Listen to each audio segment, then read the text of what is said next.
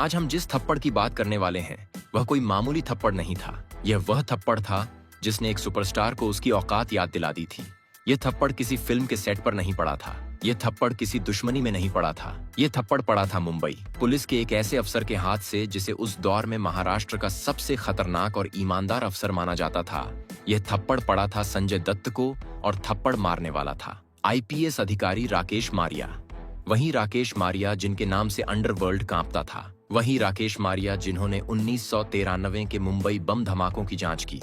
और वही राकेश मारिया जिन्होंने 26/11 जैसे हमलों में सारे देशद्रोहियों की कमर तोड़ दी। सवाल यह है कि आखिर एक आईपीएस अफसर को बॉलीवुड के इतने बड़े स्टार को थप्पड़ क्यों मारना पड़ा?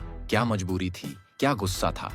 और उस थप्पड़ के बाद संजय दत्त का रिएक्शन क्या था? यही सब जानने के लिए हमें संजय दत्त की जिंदगी को शुरू से समझना पड़ेगा। तो बस बने रहिए हमारे साथ वीडियो के अंत तक। दोस्तों, संजय दत्त का जन्म 29 जुलाई 1959 को मुंबई में हुआ था। वह किसी आम घर में पैदा नहीं हुए थे। वह उस घर में पैदा हुए थे जहां पहले से शोहरत, पैसा और नाम मौजूद था। उनके पिता सुनील दत्त हिंदी सिनेमा के सबसे बड़े और इज्जतदार अभिनेताओं में से एक थे। एक ऐसा नाम जिसे लोग सिर्फ पर्दे पर नहीं बल्कि असल जिंदगी में भी सम्मान देते थे। और उनकी मां नरगिस दत्त हिंदी फिल्मों की ऐसी अभिनेत्री थीं जिनकी एक झलक पाने के लिए लोग सिनेमा हॉल भर दिया करते थे। नरगिस सिर्फ एक एक्ट्रेस नहीं थीं, बल्कि वह एक मजबूत महिला थीं जिनकी सोच और संस्कार पूरे देश के लिए मिसाल थे।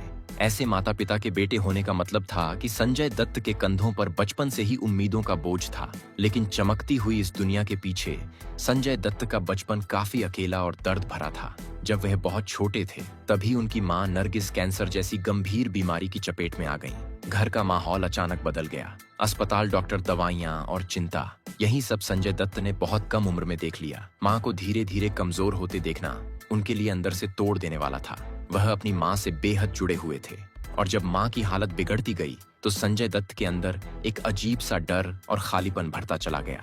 आखिर वह दिन भी आया जब नरगिस दत्त इस दुनिया को छोड़कर चली गईं। उस दिन संजय दत्त की जिंदगी का सबसे मजबूत सहारा टूट गया। मां के निधन के बाद वह पूरी तरह बदल गए। बाहर से वह एक स्टार किड थे, लेकिन अंदर से वह एक टूटा हुआ बच्चा थे जो अपने दर्द को किसी से कह नहीं पा रहा था। उनके पिता सुनील दत्त उस समय फिल्मों और राजनीति में काफी व्यस्त रहने लगे थे और बेटे के दिल के दर्द को समझने का वक्त शायद उनके पास भी नहीं था। यही वह दौर था जब संजय दत्त धीरे धीरे गलत संगत की तरफ बढ़ने लगे।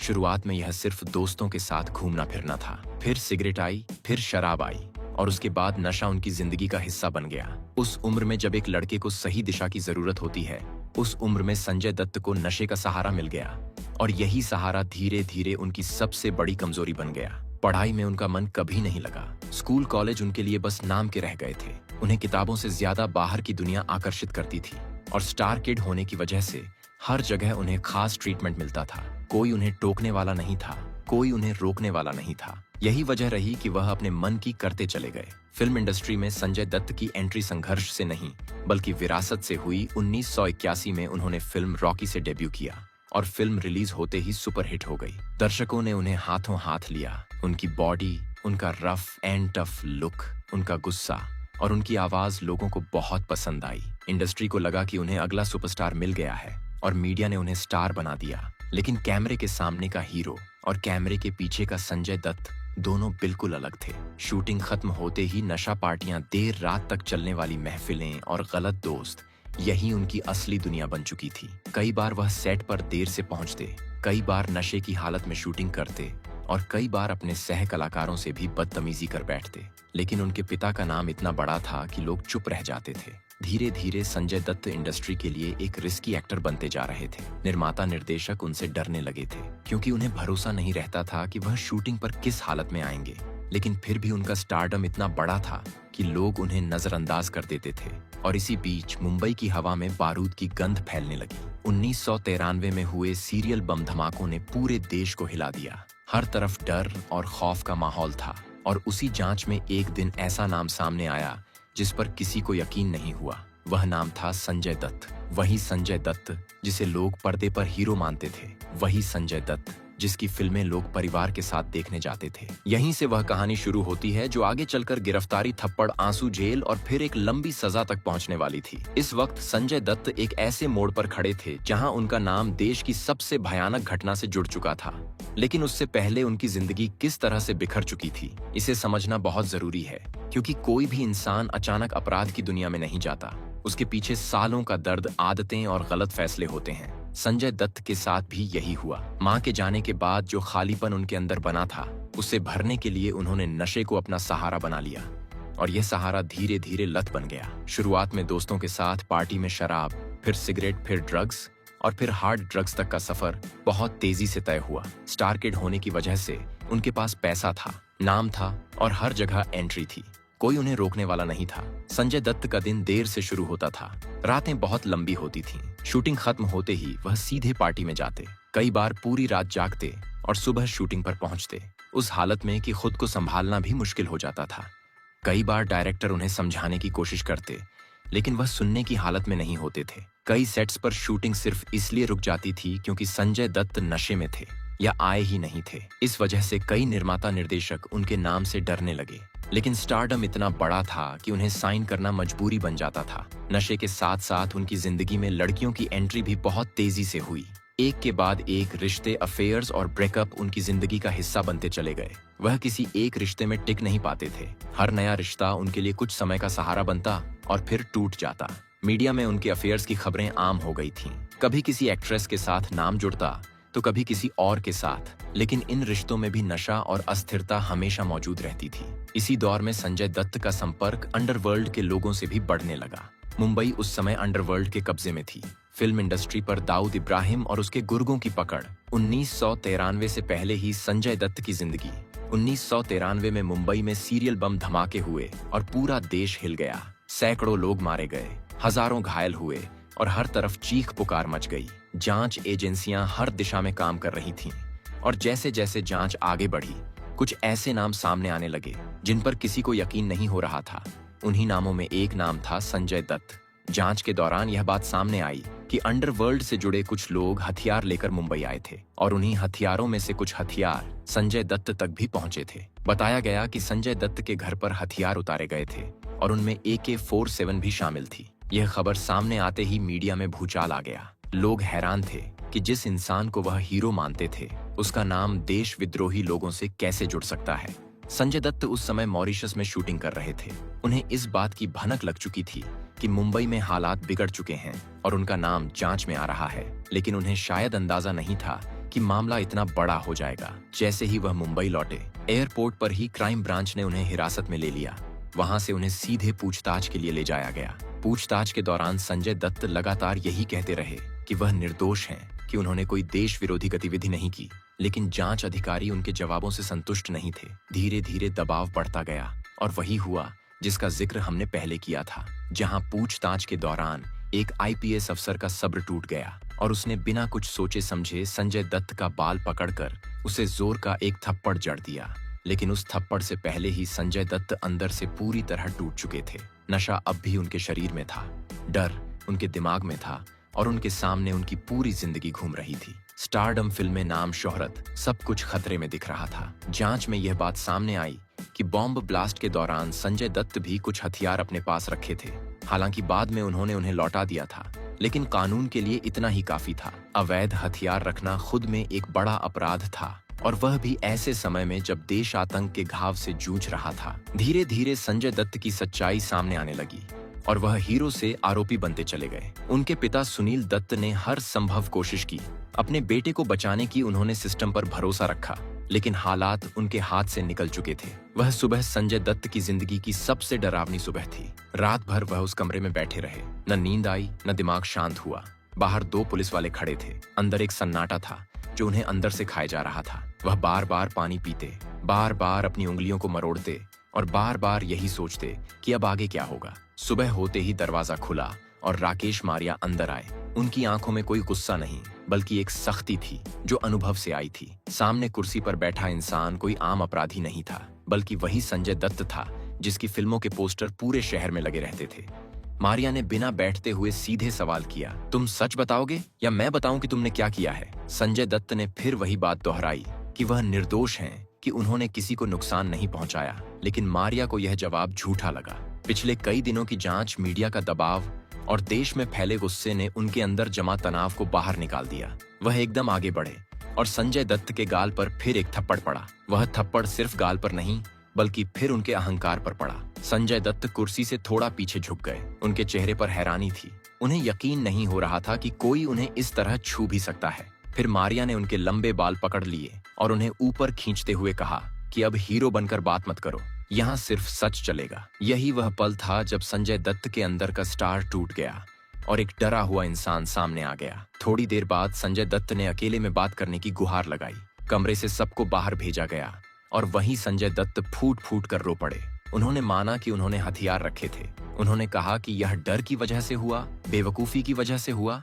उन्होंने हाथ जोड़कर कहा कि प्लीज मेरे पिता को मत बताइए। वह उस पल एक बेटे की तरह गिड़गिड़ा रहे थे, न कि एक स्टार की तरह। लेकिन कानून में भावना नहीं देखी जाती और मारिया ने साफ कह दिया कि पिता को सब बताया जाएगा। शाम होते होते सुनील दत्त वहां पहुंचे। उनके साथ फिल्म इंडस्ट्री के कई बड़े नाम थे। सब यही कह रहे थे कि लड़का भटका हुआ है, गुनहगार नहीं है। लेकिन जब संजय दत्त को कमरे में लाया गया और उन्होंने अपने पिता को देखा तो वह खुद को संभाल नहीं पाए। वह सीधा जमीन पर गिर पड़े, पिता के पैरों से लिपट गए और रोते हुए बस यही कहते रहे, पापा बहुत बड़ी गलती हो गई। उस पल वहां मौजूद हर आदमी की आंखें नम थीं, क्योंकि एक मजबूत दिखने वाला इंसान उस वक्त पूरी तरह टूट चुका था। उस दिन के बाद संजय दत्त की जिंदगी कोर्ट और जेल के बीच बढ़ गई। कभी जमानत मिलती, कभी रद्द होती, कभी जेल जाते, कभी बाहर आते। मीडिया ने उन्हें अपराधी बना दिया। अखबारों की हेडलाइन में उनका नाम छाया रहता। हर दिन एक नई खबर, हर दिन एक नया आरोप। धीरे धीरे समाज की नजर में उनका हीरो वाला दर्जा खत्म हो गया और वह एक आरोपी बन गए। जब आखिरकार उन्हें जेल भेजा गया तब असली जिंदगी शुरू हुई। जेल के अंदर कोई स्टार नहीं होता, वहाँ सिर्फ कैदी होते हैं। सुबह जल्दी उठना, गिनती में खड़ा होना, खाना लाइन में लगकर लेना और हर आदेश मानना, यह सब संजय दत्त के लिए बिल्कुल नया था। पहले कुछ महीने उनके लिए बहुत भारी थे। वह रात में छत की तरफ देखते रहते और सोचते कि वह यहाँ तक कैसे पहुंचे। वह अपने पुराने दिन याद करते, माँ पिता, फिल्में, तालियां, और फिर खुद से शर्मिंदा होते जेल में रहते हुए। उन्होंने धीरे धीरे खुद को बदलना शुरू किया। उन्होंने नशा छोड़ दिया, योग करना शुरू किया, किताबें पढ़ी और अपने अंदर झांकने की कोशिश की। कई बार वह चुपचाप बैठकर रोते थे, कई बार गुस्सा आता, लेकिन वहां गुस्सा निकालने का कोई रास्ता नहीं था। यही सख्ती उन्हें मजबूत बनाती गई। साल बीतते गए। संजय दत्त ने जेल में कई साल काटे। यह साल उनके लिए सजा से ज्यादा सबक बन गए। उन्होंने तय कर लिया कि अगर बाहर निकले तो वह अपनी जिंदगी को दोबारा बर्बाद नहीं करेंगे। 2016 में जब वह जेल से बाहर आए तो बाहर हजारों लोग खड़े थे। कोई तालियां बजा रहा था, कोई रो रहा था, कोई आलोचना कर रहा था, लेकिन संजय दत्त शांत थे। उनके चेहरे पर एक अजीब सी स्थिरता थी। जेल से बाहर आने के बाद उन्होंने फिल्मों में वापसी की, लेकिन इस बार उनका अंदाज बदला हुआ था। अब वह सिर्फ हीरो नहीं बल्कि जिंदगी से लड़ा हुआ इंसान थे। फरवरी 2016 का वह दिन संजय दत्त की जिंदगी का सबसे अहम दिन था। जब वह पुणे की यरवदा जेल से बाहर निकले, उस वक्त वह सिर्फ एक अभिनेता एक नहीं थे, बल्कि एक ऐसा इंसान बन चुके थे जिसे देश ने गलती करते देखा था, गिरते देखा था, सजा भुगतते देखा था और अब दोबारा खड़े होने की कोशिश करते देख रहा था। जेल के बाहर हजारों लोग मौजूद थे। कोई उन्हें हीरो मानकर स्वागत कर रहा था, कोई आलोचना कर रहा था, कोई कैमरे लिए खड़ा था, लेकिन संजय दत्त का चेहरा बिल्कुल शांत था। न कोई मुस्कान, न कोई जोश, सिर्फ आंखों में थकान और एक अलग तरह की स्थिरता थी। उन्होंने हाथ जोड़कर सबका अभिवादन किया और साफ शब्दों में कहा कि वह अब अपनी जिंदगी सादगी और जिम्मेदारी के साथ जीना चाहते हैं। जेल से बाहर आने के बाद सबसे बड़ा सवाल यही था कि क्या बॉलीवुड उन्हें दोबारा अपनाएगा या नहीं, क्योंकि इंडस्ट्री बहुत तेजी से आगे बढ़ती है और यहाँ लोग जल्दी भूल भी जाते हैं। लेकिन संजय दत्त के मामले में ऐसा नहीं हुआ। उनकी कहानी लोगों के दिल में बैठ चुकी थी और शायद यही वजह थी कि उन्हें काम मिलना शुरू हुआ। लेकिन इस बार रोल अलग थे। अब वह पहले जैसे एक्शन हीरो नहीं थे, अब वह जिंदगी से टूटकर निकले इंसान थे। 2017 में जेल से बाहर आने के बाद उनकी पहली बड़ी रिलीज फिल्म भूमि थी। इस फिल्म में संजय दत्त एक पिता की भूमिका में नजर आए जो अपनी बेटी के लिए किसी भी हद तक जा सकता है। यह रोल उनकी असली जिंदगी से काफी मिलता जुलता था, क्योंकि वह खुद भी एक पिता हैं और जिंदगी की मार झेल चुके थे। फिल्म बॉक्स ऑफिस पर बहुत बड़ी हिट नहीं रही, लेकिन लोगों ने एक बात साफ मान ली कि संजय दत्त अब पहले से ज्यादा गहरे और सच्चे अभिनेता बन चुके हैं। इसके बाद 2018 में आई फिल्म संजू, जिसने संजय दत्त की जिंदगी को पूरी तरह बदल दिया। हालांकि इस फिल्म में वह खुद नजर नहीं आए, बल्कि रणबीर कपूर ने उनका किरदार निभाया, लेकिन यह फिल्म संजय दत्त के लिए किसी पुनर्जन्म से कम नहीं थी। फिल्म में उनकी गलतियां, उनका दर्द, उनका नशा, उनकी जेल यात्रा सब कुछ दिखाया गया और फिल्म ने बॉक्स ऑफिस पर जबरदस्त रिकॉर्ड तोड़े। यह फिल्म ब्लॉकबस्टर रही और इसके बाद जनता के दिल में संजय दत्त के लिए काफी हद तक सहानुभूति पैदा हुई। लोग यह मानने लगे कि गलती करने के बाद सजा भुगतने वाला इंसान भी एक मौका पाने का हकदार है। संजू की सफलता के बाद संजय दत्त को लेकर इंडस्ट्री का नजरिया पूरी तरह बदल गया। अब उन्हें रिस्की एक्टर नहीं, बल्कि मजबूत किरदार निभाने वाला कलाकार माना जाने लगा। 2019 में वह कलंक फिल्म में नजर आए, जहां उन्होंने बलराज चौधरी का किरदार निभाया। फिल्म खुद बॉक्स ऑफिस पर कमजोर साबित हुई, लेकिन संजय दत्त का रोल काफी प्रभावशाली था। उसी साल उन्होंने प्रस्थानम नाम की फिल्म की, जिसमें वह एक राजनीतिक नेता बने। यह फिल्म भी बहुत बड़ी हिट नहीं रही, लेकिन उनकी गंभीर एक्टिंग को फिर से सराहा गया। इस दौर में संजय दत्त ने एक बहुत बड़ा फैसला लिया। उन्होंने यह तय किया कि अब वह हीरो बनने की जिद नहीं करेंगे। अब वह वही रोल करेंगे जो उनकी उम्र, अनुभव और जिंदगी से मेल खाते हों। यही वजह रही कि उन्होंने विलेन और ग्रे शेड वाले किरदारों की तरफ रुख किया। 2020 के आसपास उनकी जिंदगी में एक और बड़ा झटका आया, जब उन्हें कैंसर जैसी गंभीर बीमारी का सामना करना पड़ा। लेकिन जिस इंसान ने जेल काटी हो, जिसने नशे से लड़ाई लड़ी हो, उसके लिए यह भी एक और जंग थी। संजय दत्त इलाज के लिए विदेश गए, लेकिन उन्होंने हार नहीं मानी। इलाज के साथ साथ काम भी जारी रखा और यही जिद उनकी सबसे बड़ी ताकत बनी। 2022 संजय दत्त के करियर का सबसे बड़ा साल साबित हुआ, जब वह KGF चैप्टर 2 में अधीरा के किरदार में नजर आए। यह फिल्म पूरे देश में ब्लॉकबस्टर साबित हुई और संजय दत्त का विलेन अवतार लोगों के दिमाग में बैठ गया। लंबे बाल, खतरनाक लुक और खामोश हिंसा से भरा किरदार, उन्होंने साबित कर दिया कि उम्र सिर्फ एक नंबर है। अगर स्क्रीन प्रेजेंस मजबूत हो तो किरदार अपने आप बोलता है। यह उनकी जेल के बाद की सबसे बड़ी हिट फिल्मों में से एक मानी जाती है। इसी साल वह शमशेरा में भी नजर आए, जहां उन्होंने खलनायक की भूमिका निभाई। हालांकि फिल्म नहीं चली, लेकिन संजय दत्त का लुक और अभिनय चर्चा में रहा। उन्होंने सम्राट पृथ्वीराज जैसी ऐतिहासिक फिल्म में भी काम किया, जहां उनका रोल छोटा था लेकिन प्रभावशाली था। इसके बाद संजय दत्त ने साउथ इंडस्ट्री की तरफ भी कदम बढ़ाया। तमिल, तेलुगु और कन्नड़ फिल्मों में उन्होंने ऐसे रोल वन किए जिन्होंने उन्हें पैन इंडिया स्टार बना दिया। लियो जैसी फिल्मों में उनकी मौजूदगी ने यह साबित कर दिया कि अब वह सिर्फ बॉलीवुड तक सीमित नहीं है। हालांकि अभी हाल ही में रिलीज हुई धुरंधर फिल्म में भी SP असलम का किरदार उन्होंने निभाया, जो कि काफी चर्चे में रही और यह फिल्म भी अच्छी खासी कमाई कर चुकी है और अभी भी लगातार कमाई कर रही है। आज संजय दत्त अपनी जिंदगी के उस मोड़ पर हैं जहां वह बहुत कम बोलते हैं, लेकिन जब बोलते हैं तो अपनी गलतियों को खुलकर स्वीकार करते हैं। वह साफ कहते हैं कि जेल उनके लिए सजा नहीं, बल्कि सबक थी। अगर वह जेल नहीं जाते तो शायद आज जिंदा भी ना होते। वह नशे से पूरी तरह दूर हैं, परिवार के साथ वक्त बिताते हैं, अपने बच्चों के करीब हैं और काम को अब जुनून नहीं बल्कि जिम्मेदारी की तरह लेते हैं। जेल से निकलने के बाद संजय दत्त ने यह साबित कर दिया कि जिंदगी में दूसरा मौका मिल सकता है, अगर इंसान खुद को बदलने की हिम्मत रखता हो। आज उनकी सबसे बड़ी जीत यही है कि लोग उन्हें सिर्फ एक अभिनेता नहीं, बल्कि एक जिंदा मिसाल के तौर पर देखते हैं कि गिरकर उठना क्या होता है। अब अगर बात करें उस थप्पड़ की जिसे लेकर यह पूरी कहानी शुरू हुई थी, तो आज संजय दत्त उसे बिल्कुल अलग नजरिए से देखते हैं। कई इंटरव्यू में वह खुलकर यह बात कह चुके हैं कि वह थप्पड़ उनकी जिंदगी का सबसे जरूरी मोड़ था। वह मानते हैं कि उस वक्त अगर कोई उन्हें रोकता नहीं, झकझोरता नहीं और उनकी आंखें नहीं खोलता, तो शायद वह कभी नहीं संभल पाते। संजय दत्त आज यह नहीं कहते कि उनके साथ गलत हुआ, बल्कि वह साफ कहते हैं कि वह थप्पड़ उन्हें हकीकत में वापस लाने के लिए जरूरी था। संजय दत्त ने यह भी माना है कि उस वक्त उनके अंदर बहुत ज्यादा अहंकार था, स्टारडम का नशा था और उन्हें लगता था कि वह कानून और सिस्टम से ऊपर है। लेकिन जब एक पुलिस अफसर ने उन्हें थप्पड़ मारा और बाल पकड़कर सच्चाई सामने रखने को कहा, तो उसी पल उन्हें एहसास हुआ कि वह कितनी बड़ी गलती कर चुके हैं। आज वह उस पल को शर्म के साथ साथ आभार के भाव से भी याद करते हैं, क्योंकि वही पल उन्हें टूटने से बचा गया।